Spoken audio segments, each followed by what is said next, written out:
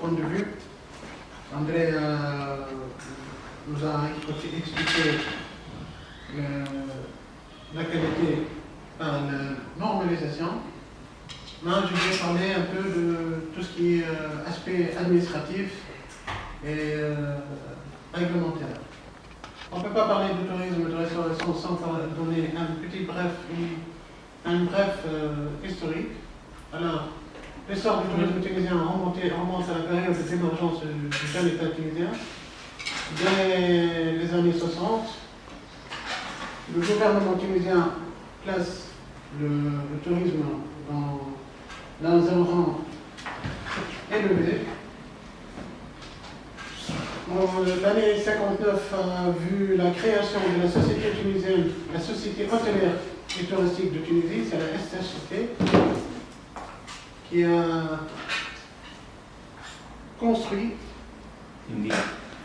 tout le parc hôtelier tunisien. En 1965, c'était l'année de la création du Commissariat général du tourisme et du thermalisme, qui est l'organe de contrôle du tourisme.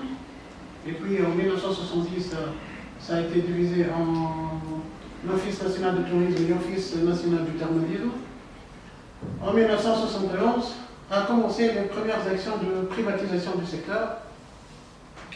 Là, on a pu voir l'arrivée des compagnies, des sociétés étrangères comme le Club Med à Djerba avec la création du Club Med, le Club La Douce en 1971 et Calux en 1972. Puis on a vu les investissements arabes provenir du Moyen-Orient avec le CTKD, le Consortium coréen de développement immobilier, et la compagnie touristique arabe, la Banque Tunisie coréenne, le développement, etc., qui ont construit plusieurs unités en Tunisie. En 1963, c'était l'année de la création de l'AFT, c'est l'Agence foncière touristique, qui est chargée d'établir des procédures d'acquisition, d'aménagement des terrains par achat à l'amiable, droit de préemption et confiscation pour clause d'utilité publique.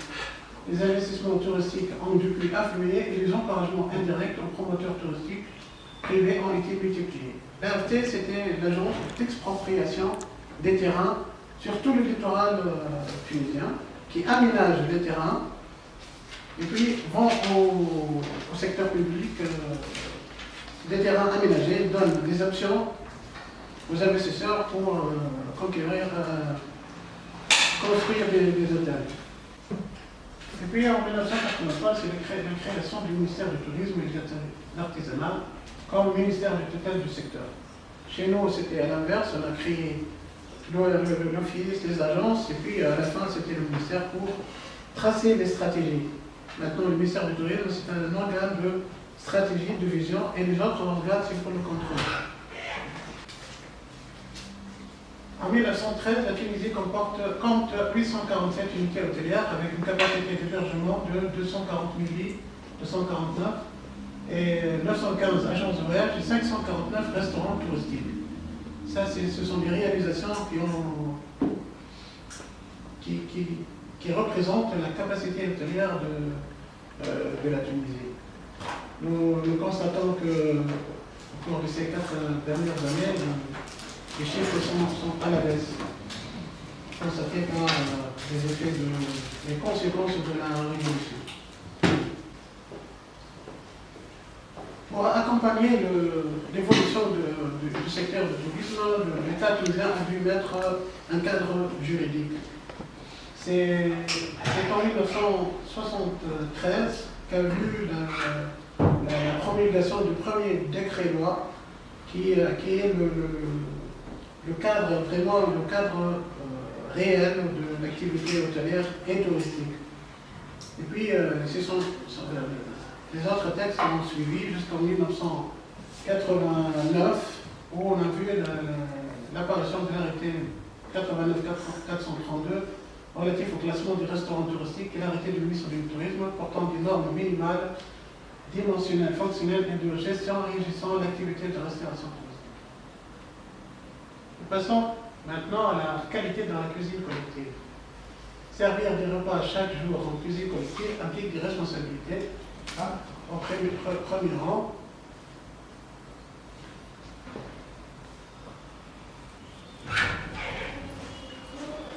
desquels la sécurité alimentaire. Tout doit être mis en œuvre pour limiter au maximum les risques de contamination. Ainsi, tout ce qui peut circuler dans une cuisine, les personnes, les aliments, les vaisselles, doit être prévu. Rien ne doit se faire au hasard au risque d'apporter une contamination.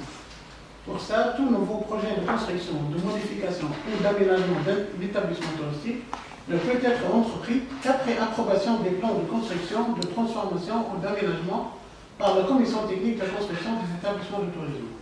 Cette commission est composée de représentants des différents ministères et départements, le ministère de l'Intérieur, de l'aménagement du territoire, de l'environnement, de la protection civile et de la fédération tunisienne de l'hôtellerie. Tous les plans architecturaux ne peuvent être approuvés que lorsqu'ils satisfont des conditions du principe de la marche en avant. Donc, toute demande d'un projet de tourisme, d'un restaurant de tourisme ou d'un hôtel doit passer par la commission du tourisme. Pour faciliter la tâche promoteur, le ministère du tourisme fait appel à tous les intervenants dans le secteur du tourisme.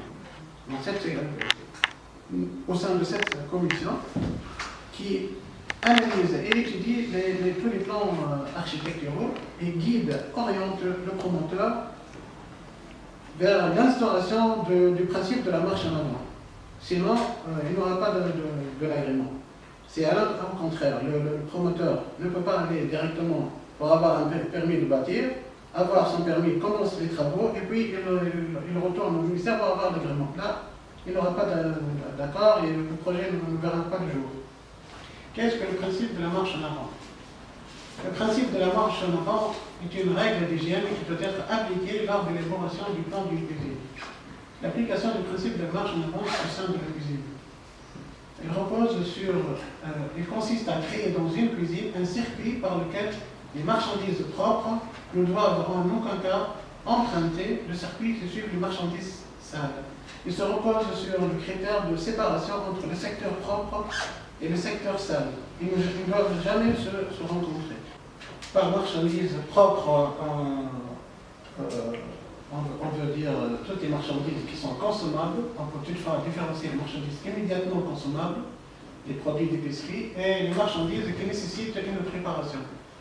L'épluchage pour les légumes, le parage pour les viandes, l'habillage pour les volailles et les poissons. À la livraison de des marchandises, avant de les stocker, les marchandises sont différenciées par nature. Tout ce qui est emmagasinable directement, il sera traité dans l'économat, et il ne subira aucun traitement. Tout ce qui est périssable, il sera désemballé, préparé et mis aux chambres froides. Donc c'est une destination par nature. Ça, c'est le principe de la marche en avant. À la réception des marchandises, à la livraison, il y a un quai, c'est un lieu où on accueille, on reçoit les marchandises. Là où on reçoit les denrées, on désemballe l'emballage part vers le local poubelle et les autres aussi le magasin des épiceries et les chambres de stock. Puis vers tout ce qui est utilisation à la cuisson, puis distribution et la restauration. C'est un schéma simplifié, on aura la chance, on a un expert parmi nous qui va encore nous expliquer davantage sur le principe et sur le principe de la sécurité en eau. Alors, on va parler maintenant de la démarche qualité dans la restauration. Vers la fin des années 90, et particulièrement après le sommet de la GATT, je ne vais pas m'attarder sur ce principe, on a commencé à avoir le besoin des consommateurs, principalement européens, sur la normalisation. Et on a vu un mouvement de certification, surtout ISO, qui ont intégré les attentes des consommateurs en matière de procédures de qualité et de responsabilité sociale, environnementale, que le principe de la marche en avant ne suffise plus pour apaiser leurs craintes en matière de sécurité alimentaire. Donc, devant ces changements majeurs, les comportements et les attentes des consommateurs ontariens, les hôteliers ont dû adhérer à une démarche, les hôteliers et les restaurateurs, ont adhéré à une démarche de qualité par le management définie dans les normes ISO 9002, ISO 9003, puis ISO 9001 version 2000. Le nombre d'hôtels certifiés ISO 9001 demeure cependant modeste et s'est limité dans l'hôtellerie de ville et dans la production des services. Après avoir fait une petite expérience avec les normes ISO, c'est autour du système HCP que la Tunisie a convergé. La famille de normes ISO 9000 n'ayant pas apporté une satisfaction aux opérateurs européens en matière d'hygiène et sécurité alimentaire, les hôteliers ont choisi de se tourner vers la certification HCP, c'est le système d'analyse des risques et maîtrise des points critiques, et adhérer à un processus de standardisation pour l'obtention de certification selon la norme danoise d'hygiène des produits alimentaires DS 3027. Le but de la méthode HCP, c'est de garantir la qualité des repas servis, d'assurer la sécurité des consommateurs, de mieux connaître les risques et mieux les maîtriser, de respecter la réglementation et, à la fin, éviter les toxi-infections alimentaires collectives. Comment? C'est par la maîtrise des achats et le choix des fournisseurs, par l'organisation de contrôle à la réception des denrées, par la gestion des stocks et la surveillance de température de conservation, par le respect du principe de la marche en avant dans l'espace et dans le temps, par la conservation d'une trace, tout doit être enregistré et mentionné, par l'adoption d'un plan de nettoyage et de désinfection et par la formation du personnel. Il faut publier la norme ISO 22000 qui a été publiée en 2005. La Tunisie a encouragé l'évolution de cette norme et a adopté comme projet de norme. On a élaboré une norme tunisienne qui est la norme MT 46.06 de l'année 2005. C'est en cette même année que le tourisme tunisien a adopté dans ces normes, a imposé l'adoption d'un système de contrôle, d'autocontrôle type HSCP. C'est devenu une obligation de par la loi dans les normes tunisiennes. C'est obligatoire. C'est parmi les rares secteurs qui ont adopté cette réglementation dans les normes.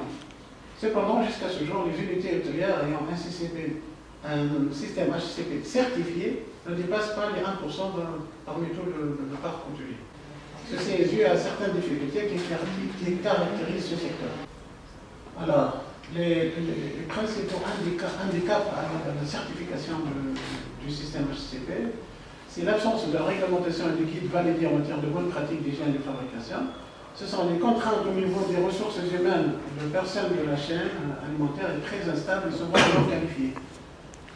Ceci est dû généralement à la saisonnalité de l'activité. Le personnel n'est pas stable dans des postes clés. Aussi le manque de compétences et ou de soutien technique, en dépit du programme de formation étatique et privé dont profite ce secteur, la compétence du personnel en matière de sécurité alimentaire reste assez limitée.